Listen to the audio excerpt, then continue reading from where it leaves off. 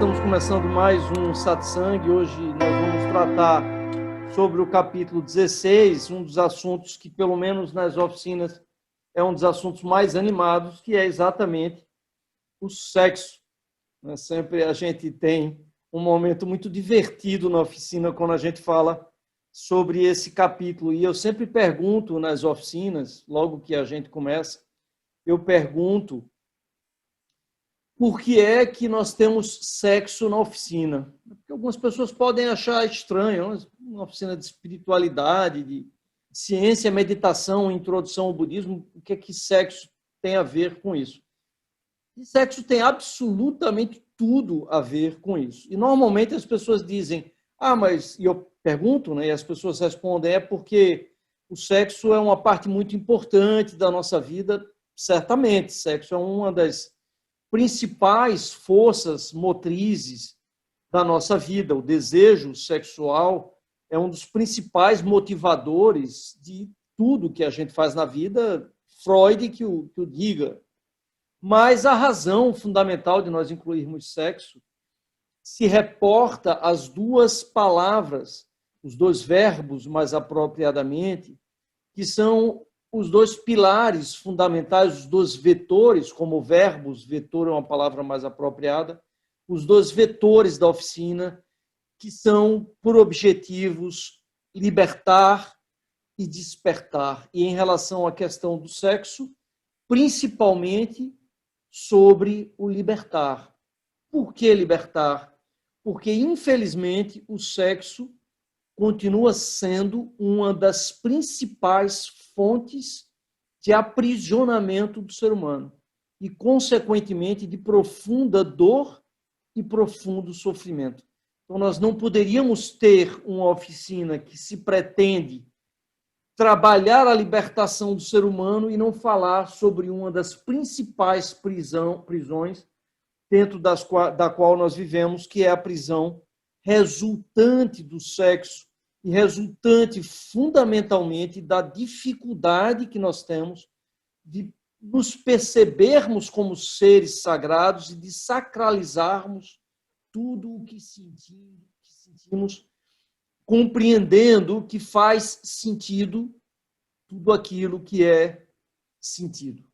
Por nós vivermos essa existência através do nosso ego, através do nosso personagem, consequentemente, condicionados, viciados na régua dos outros, carentes da aceitação e da aprovação dos outros, muitas vezes, nós perdemos a conexão com nós mesmos e passamos a viver não em relação e em função de quem somos, mas de quem nós achamos que deveríamos ser para corresponder sequer a nossa expectativa, mas as expectativas que os outros têm em relação a nós mesmos. Uma das coisas que eu costumo dizer, brincando muito nas oficinas, é que se nós nos aceitássemos, compreendêssemos a nossa sacralidade, e eu acabei de perceber que estou com a minha internet estável e eu vou ter que fazer uma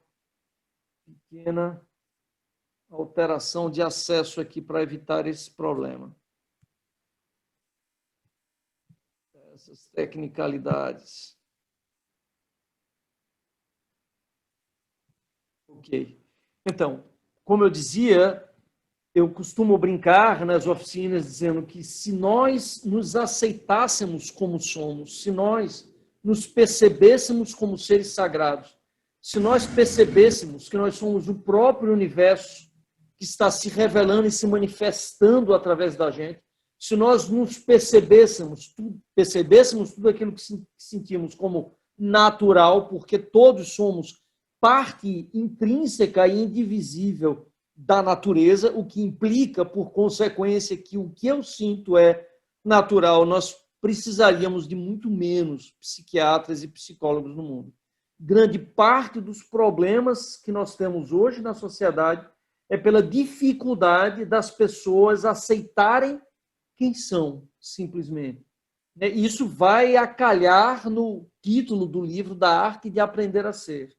A arte de aprender a ser é também, portanto, se perceber como ser sagrado, se aceitando de forma incondicional, se amando incondicionalmente, compreendendo a própria sacralidade, compreendendo e reverenciando quem se é, o próprio ser, como sagrado, como uma expressão do próprio universo que se manifesta e que se revela através da gente. Infelizmente, não é dessa forma que nós vivemos. Nós vivemos através dos nossos personagens, das fantasias que construímos e buscando corresponder a essa imagem estereotipada, falsa, criada, construída e alimentada por uma mídia que tem por objetivo fundamental vender os seus produtos, inclusive, nesse contexto, como a gente vai falar um pouco mais à frente, a própria sexualidade, nesse caso, maciçamente, o corpo da mulher como um produto que é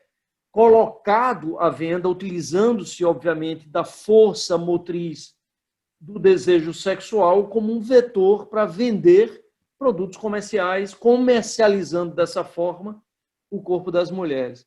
Mas eu acho que a gente pode começar essa discussão sobre o sexo falando exatamente e desmistificando inicialmente essa questão do que é natural e do que não é natural. Porque grande parte dos argumentos que vão contra a aceitação de quem se é partem desse pressuposto que é profundamente mistificado e equivocado, de que, por exemplo, a homossexualidade não seria natural. E aí, se alguém, obviamente, defende esse pressuposto, cabe perguntar a essa pessoa que acha que homossexualidade não seria natural, se fazer sexo com preservativo, por exemplo, não seria exatamente a mesma coisa. Eu costumo brincar, se essa pessoa que diz isso tiver 4, né, ou 5, ou 4 filhos, para se pegar num certo exemplo aqui, tiver 4 filhos, deve ter feito sexo talvez uma dúzia de vezes na vida inteira, porque teve os filhos e depois não fez mais sexo. E a pessoa vai dizer, não, eu sou muito macho, eu fiz muito mais do que isso. Na verdade, eu me dei o trabalho de calcular, se nós considerarmos o número médio de relações sexuais que os casais têm numa vida plena dos 15 aos 75 anos aí, considerando aí os 70 anos como vida média, 99,95% das vezes que nós fazemos sexo não é com fins reprodutivos. Ou seja, nós só fazemos sexo com fins reprodutivos 0,05% das vezes. Então, essa é a primeira desmistificação necessária sobre o que é natural e o que não é natural. É fundamental nós compreendermos que, para os seres humanos, o sexo tem também fins reprodutivos, mas, fundamentalmente, ele serve a um outro propósito. Ele é uma forma de linguagem entre dois seres humanos. O sexo é uma maneira de nós expressarmos, compartilharmos o nosso amor, o nosso carinho, o nosso afeto com todos os outros seres humanos, com os seres humanos que nós encontramos ao longo do nosso percurso e, claro, pelos quais nós nos sentimos sexualmente atraídos.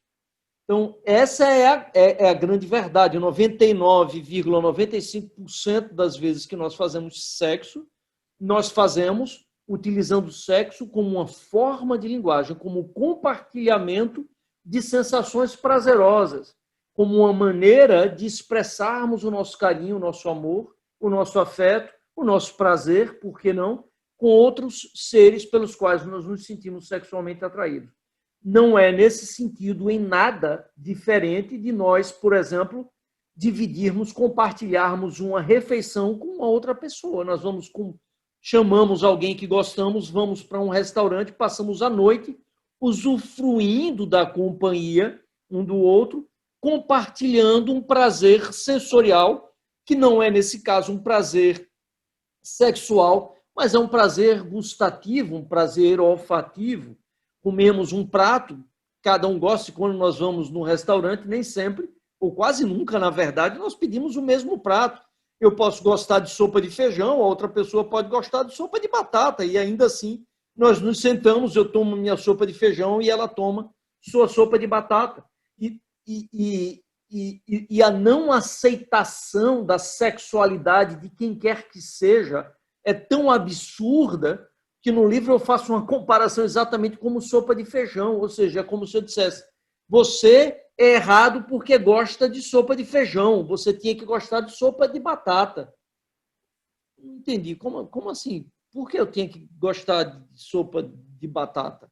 Percebe? E eu uso esse exemplo, né, porque sopa de feijão é algo absolutamente cotidiano, corriqueiro, trivial, como deveria ser a nossa orientação sexual.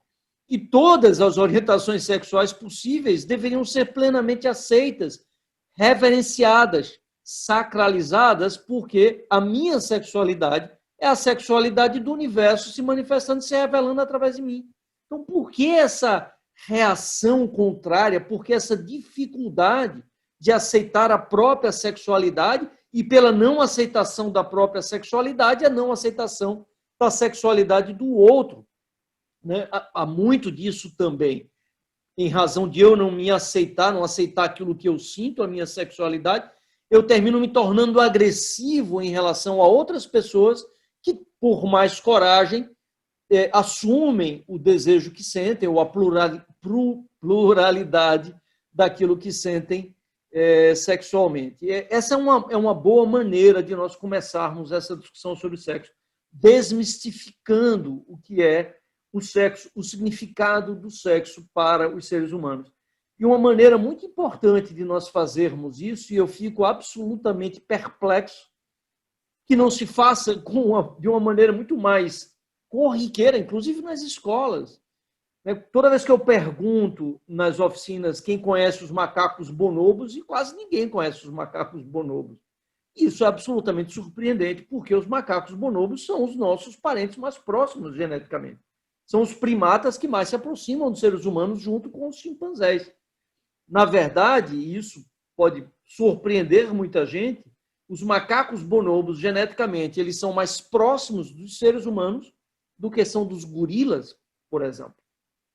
E ocorre que há 4 milhões de anos atrás, mais uma vez, isso foi ontem na história da vida, da evolução da vida, lembrando que a vida começou há 4 bilhões de anos atrás, então 4 milhões de anos representa apenas 1/1000 da história da evolução da vida no planeta Terra, não é nada. Então, em termos evolutivos, ontem nós éramos uma mesma espécie de primata que se diferenciou entre o macaco bonobo, o chimpanzé e os seres humanos. Então, nós dividimos provavelmente um ancestral comum, é o que todos os dados disponíveis parecem indicar, que essas 3 espécies de primatas tivemos um ancestral comum. A gente tem uma dificuldade muito grande de se perceber como macaco, né? O que significa negar toda a evolução das espécies no planeta Terra, todos os registros fósseis, tudo que a gente conhece da teoria da evolução de Charles Darwin e todas as evidências científicas acumuladas até hoje. E é incrível como algumas pessoas têm essa dificuldade de se perceberem como macacos. Aliás, eu me lembro de uma palestra de Ariano Suassuna.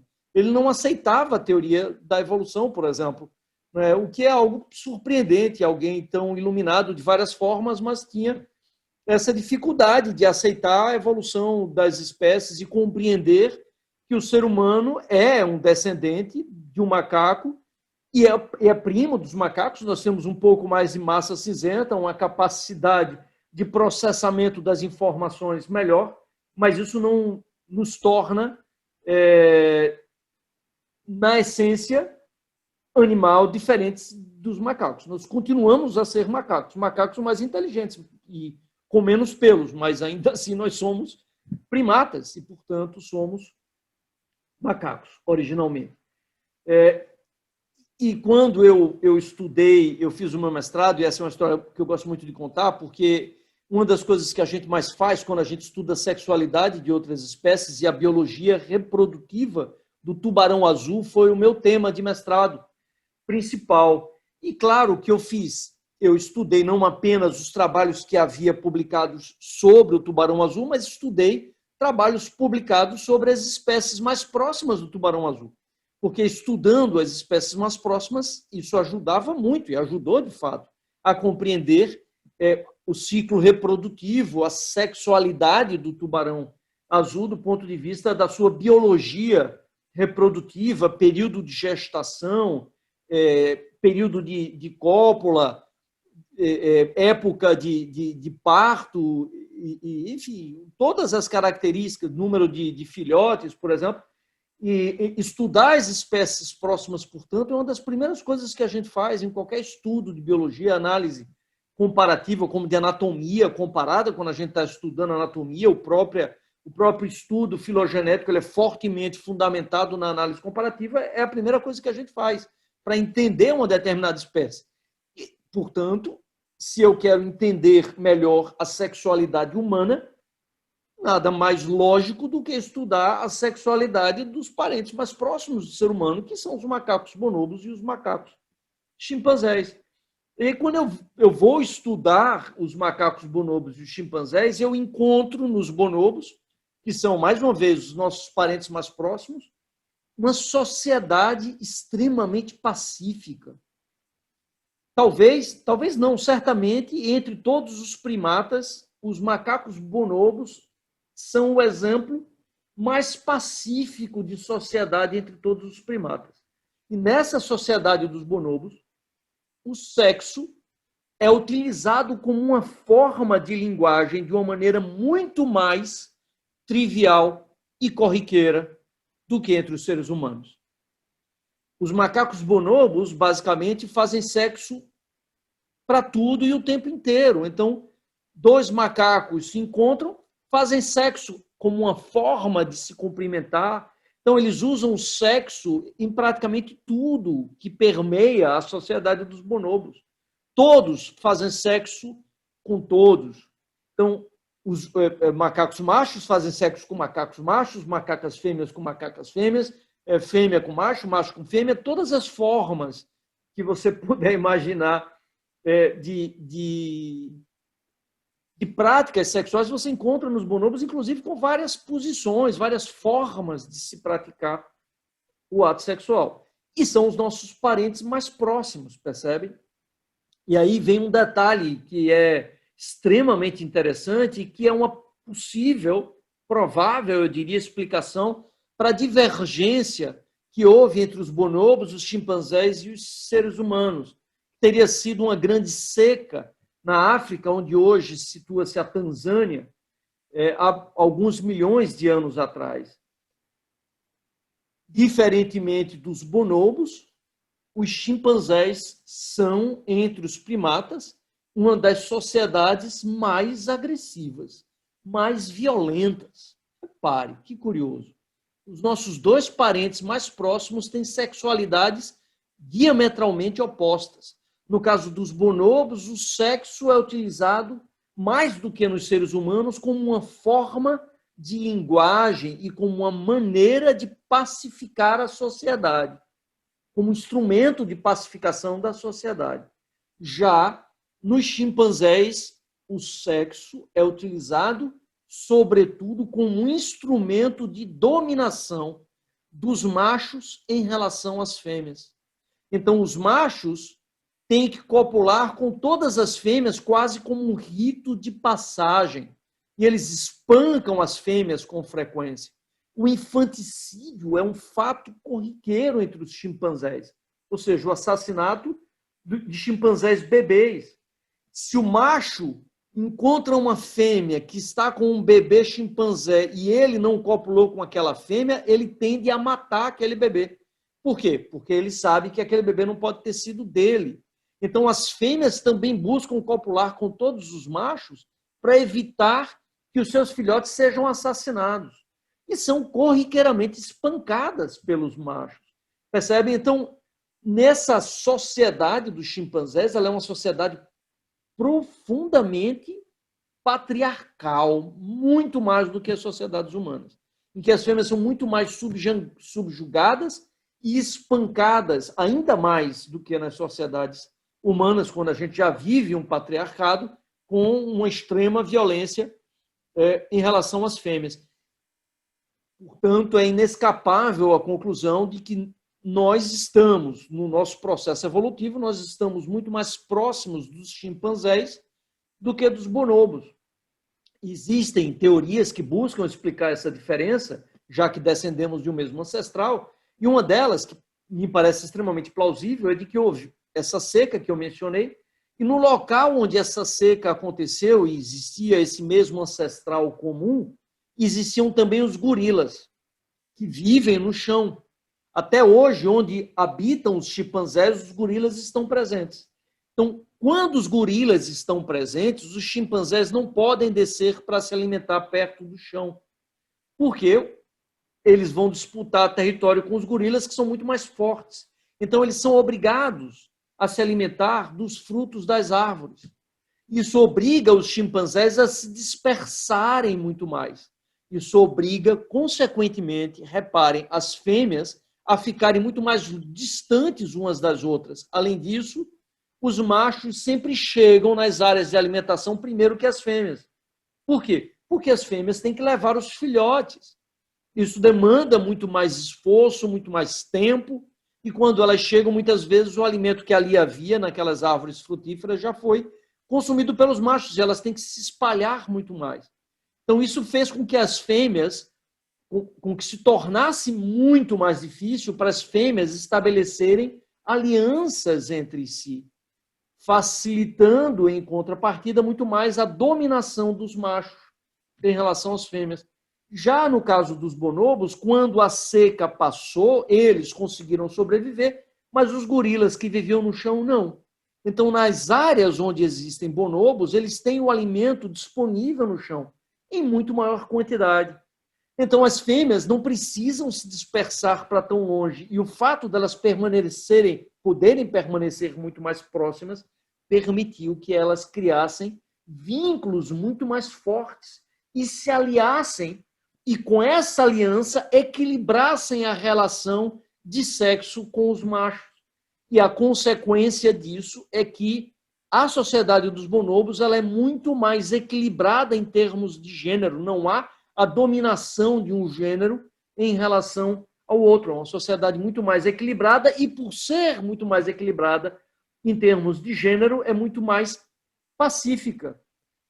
Dizem alguns autores, defendem alguns autores, que essa mesma seca teria obrigado os ancestrais dos seres humanos que tiveram essa origem comum a avançarem pela savana, onde, da mesma forma, as fêmeas também levavam uma grande desvantagem, porque tinham que carregar os seus filhotes e cuidar dos seus filhotes. E, por essa razão, a sociedade humana teria se tornado muito mais patriarcal do que a sociedade dos bonobos. Então, vejam, uma simples avaliação da história antropológica, da nossa evolução biológica, dos nossos ancestrais mais próximos, joga uma luz considerável sobre por que nós somos quem somos e como existe e ocorre a sexualidade na espécie humana. E mais do que isso, ilumina a importância, por exemplo, da sororidade, ou seja, das alianças femininas para se contrapor a essa sociedade historicamente patriarcal, para buscar um equilíbrio de gênero que tenderia a tornar a nossa sociedade muito mais pacífica do que ela é hoje, que é uma sociedade extremamente machista, em que o feminicídio também é algo absolutamente corriqueiro, como ocorre talvez em maior intensidade até do que na sociedade dos chimpanzés. Dos aspectos curiosos é que isso foi utilizado, inclusive, pelas religiões. A gente percebe como, e de uma maneira muito esperta pelo patriarcado, obviamente. Nós tivemos particularmente um movimento no século IV, no Império Romano, para reinterpretar o livro do Gênesis e o pecado original, que isso é bem documentado historicamente, até aquela altura, o pecado original não tinha nenhuma conotação sexual, mas intencionalmente passou-se, a partir do século IV, a atribuir um sentido sexual ao pecado original, subvertendo uma interpretação anterior, e no meu entendimento muito mais genuína, da mulher como uma portadora do conhecimento, que, na verdade, tem um paralelo na própria Grécia Antiga, em que Atena era a deusa do conhecimento e tem, inclusive, uma fundamentação antropológica, porque o ato, e a gente viu isso quando falou do livro do Gênesis, o ato de morder o fruto da árvore do conhecimento representa, simboliza o início da dualidade, a consciência da própria existência, que é inaugurada a partir do momento em que um macaco ancestral do ser humano fez a primeira pergunta. Nós já falamos sobre isso. Quem fez a primeira pergunta certamente foi uma macaca, um ancestral nosso, fêmea. Por quê? Porque as mulheres ficavam protegendo a prole, próximas uma das outras, no momento em que nós já vivíamos em cavernas e, portanto, é muito provável que o início da linguagem tenha se dado através das mulheres. E até hoje o cérebro feminino ele é mais habilitado à linguagem do que o cérebro masculino, por exemplo, que, em contrapartida, tem um melhor sentido de posicionamento geográfico, embora haja aí uma sobreposição muito grande. Mas isso faz sentido, porque o ser humano, o homem saía para caçar e viajava para buscar o alimento. E, portanto, tinha que ter um senso de orientação melhor do que as mulheres, que certamente desenvolveram uma interação mais intensa e uma linguagem mais fluida. Portanto, a linguagem deve ter vindo principalmente através das mulheres na espécie humana, e, portanto, as mulheres foram as portadoras do conhecimento, né, do fogo sagrado do conhecimento roubado dos deuses, nesse caso, que foi a linguagem. Mas essa posição, esse papel sagrado da mulher como portadora do conhecimento foi subvertido e transformado em pecado. Ela agora já não era mais a portadora do conhecimento, mas a portadora do pecado. Então, a mulher é suja, ela é que incita o pecado. E é claro que essa visão, essa releitura, era extremamente, e continua sendo extremamente conveniente, e, obviamente, é uma sociedade fortemente patriarcal, num patriarcado que se exacerbou ao longo de todos esses anos, em algumas religiões, como nas religiões muçulmanas, em alguns casos extremos, a mulher não pode sequer expor parte alguma do seu corpo em público, tem que viver completamente escondidas por trás de uma burca, porque o corpo feminino é visto como a causa do pecado e que, obviamente, coloca toda a culpa na mulher e exime o homem de toda a responsabilidade pelo ato sexual, por qualquer envolvimento sexual que venha acontecer. Então, é interessante a gente ter essa visão da perspectiva antropológica para entender, inclusive, por que é que nós nos tornamos essa sociedade fortemente patriarcal que somos hoje. E, nesse sentido, é importante a gente entender que o machismo, portanto, isso é outra coisa que eu falo bastante na oficina e no livro, não é uma propriedade dos homens. Não é que os homens são machistas. A sociedade é profundamente machista. O machismo está nas mulheres também. Muitas mulheres são muito mais machistas do que muitos homens. Então, não é uma propriedade exclusiva dos homens. Na verdade, permeia toda a sociedade. A gente vive imerso em um machismo estrutural que é extremamente difícil de se perceber. E eu sou um exemplo vivo disso. Eu narro um momento no livro em que eu vivenciei uma experiência que para mim foi inesquecível e que mudou completamente a minha perspectiva em relação ao machismo. Eu assisti um filme belíssimo de Léo Lacra, que fez a oficina, inclusive, que é um cineasta pernambucano maravilhoso, e fez um filme lindíssimo, que é Permanência. Recomendo a todos assistirem, um filme terno, doce, e eu assisti esse filme muito intenso, humanamente, enfim. E no final do filme houve um debate, e nesse debate havia algumas feministas, foi um debate feminista, e elas começaram dizendo: Léo, eu acho que o seu filme é um filme muito terno, muito doce, mas eu comecei a embrulhar o estômago a partir da terceira cena. Eu disse: hã? Como assim? Porque o seu filme é profundamente machista. Eu digo: machista? Elas conseguiram ver machismo nesse filme? Eu não tinha visto nenhum machismo no filme. Mas elas começaram a explicar por que o filme era machista. Por exemplo, o seu personagem central é um homem. E todos os personagens femininos são satélites em torno desse personagem central. Então, os diálogos são estruturados em cima e em função do personagem masculino. Eu disse: nossa, é verdade. E mais do que isso, aparece no frontais da mulher, não aparece no frontais dos homens. E aí eu pergunto a vocês: quantos filmes vocês já assistiram em que aparece a mulher com no frontal, mas não aparece o homem com no frontal? Por que isso? Porque, claro, é um reflexo direto da sociedade profundamente machista em que a gente vive, em que o corpo da mulher é banalizado, é comercializado, é vendido como um produto, é objetificado, é transformado em um objeto. Desde a exposição da sexualidade feminina, muito maior do que a exposição da sexualidade masculina, que é protegida. O nu masculino raramente aparece, porque isso protege a privacidade do homem, percebe? Até as propagandas mais escancaradas de cerveja, em que o corpo da mulher é colocado como a própria cerveja. Então, você usa o corpo da mulher, você está vendendo, na verdade, o corpo feminino. Na verdade, você está vendendo a cerveja através de um corpo feminino. Se você parar para pensar, o que é que cerveja tem a ver com o corpo da mulher? Absolutamente nada. Mas ele é usado como um instrumento de venda, ele é usado como um objeto de venda, de comercialização.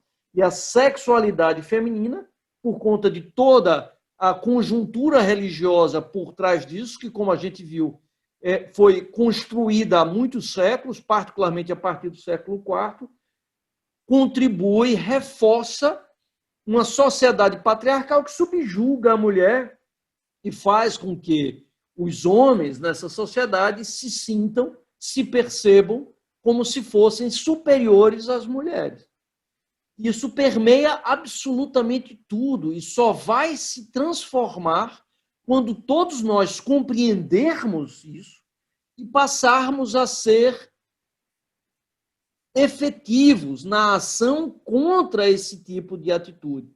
Isso significa, por exemplo, se posicionar claramente quando um coleguinha, um amiguinho, isso é mais comum entre os homens, por exemplo, fizer uma piada em que a mulher é colocada como objeto. E alguém dizer: olha, isso não é legal, cara, porque isso objetifica a mulher, percebe?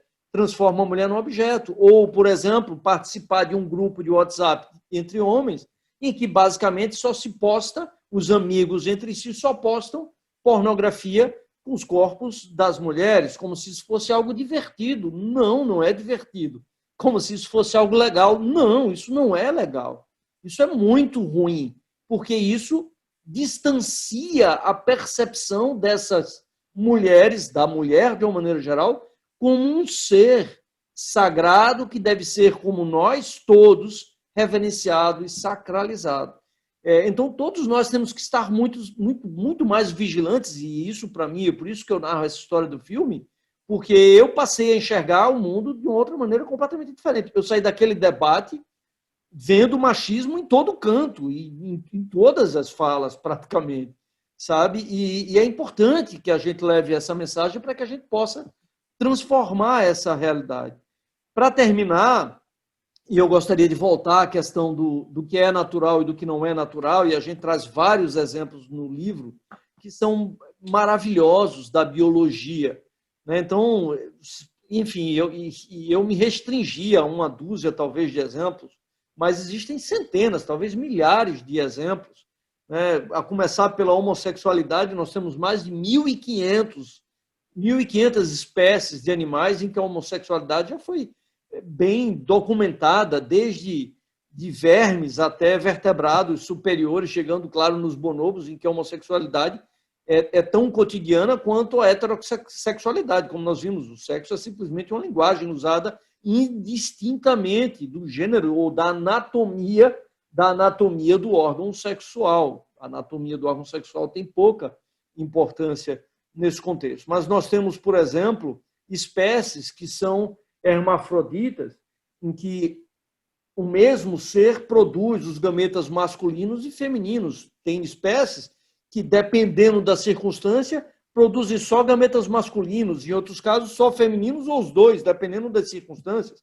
As ostras, por exemplo, elas podem ser macho ou fêmea. Se você colocar ostras machos, 50 ostras machos no aquário, metade delas vai virar fêmea, para poder viabilizar a reprodução.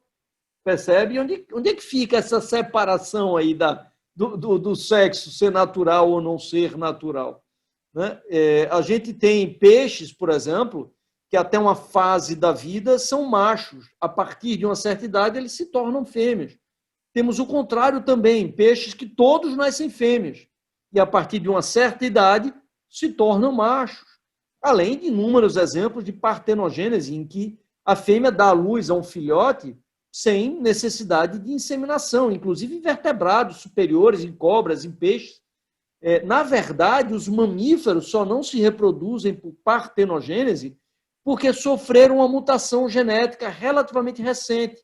Mas pesquisadores, como são brilhantes e geniais, já conseguiram reverter, por exemplo, essa mutação genética em ratos e conseguiram que uma rata tivesse filhotes ovulando sem esses filhotes serem inseminados e os filhotes nasceram absolutamente normais. Inclusive, nós temos exemplos de ser humano que já tiveram uma meia partenogênese porque o início do desenvolvimento ocorreu sem a fecundação, que se processou de uma maneira tardia, então parte dos órgãos da criança que foi gerada só tinham a carga genética da mãe, por exemplo, o que não é o que significa que nós não podemos, inclusive, descartar a possibilidade de que um caso de partenogênese já tenha acontecido, inclusive, na espécie humana. É possível. Né? Basta essa anomalia genética não estar ativa e você pode, eventualmente, ter um caso de ser humano, por exemplo, que possa ter uma partenogênese, uma mulher que possa ter um filho sem nunca ter sido inseminada. É possível. Já se conseguiu fazer isso em laboratório com outros mamíferos, como os ratos, por exemplo. Obviamente, a partir de uma manipulação genética. Mas essa mutação genética que foi revertida em laboratório pode ocorrer também de maneira espontânea. É plenamente possível, é totalmente possível que isso ocorra, embora nós não tenhamos como avaliar a probabilidade de que isso venha a ocorrer. Então, eu acho que é isso. Uma outra coisa importante falar também, né, para a gente concluir, talvez seja a parte mais importante, antes da gente se envolver em qualquer ato sexual, compreendendo que a nossa sexualidade é sagrada e que aquilo que nós sentimos é sagrado, o que quer que seja aquilo que sentimos, a gente tem que fazer duas perguntas muito importantes. A primeira pergunta é: causa dor e sofrimento a algum outro ser? Se aquele ato sexual que você pretende se envolver, no qual você pretende se envolver, causa dor e sofrimento em algum outro ser, então nós devemos evitar. Percebe? Porque você não pode permitir que o desejo egoísta de um prazer físico seu possa causar dor e sofrimento a algum outro ser. E uma outra pergunta, que é um pouco mais subjetiva, mas também importante, é: esse ato sexual lhe torna um ser mais egoísta, mais mergulhado na ilusão da individualidade, mais distante dos outros seres? Se a resposta for sim, você também deve evitar esse ato sexual. Por quê? Porque você pode até não estar causando dor e sofrimento naquele momento, mas o fato de você se tornar uma pessoa mais mergulhada dentro do seu ego, mais imersa na ilusão da individualidade, mais egoísta, fará com que, inevitavelmente, você se torne mais capaz de causar dor e sofrimento aos outros seres e, portanto, você deve evitar. Mas se o ato sexual que você deseja se envolver não causa dor e sofrimento a nenhum outro ser e nem contribui para lhe tornar um ser mais egoísta, mais imerso na ilusão da individualidade, usufrua da sua sexualidade, claro, com absoluta responsabilidade, sempre se protegendo, né, até pelo cuidado que temos todos que ter com nós mesmos e com os outros seres com os quais nos envolvemos. Mas não há, nesse contexto, nada que possa ser considerado feio, errado, sujo, de nenhuma forma. Você é o próprio universo que se manifesta através de você.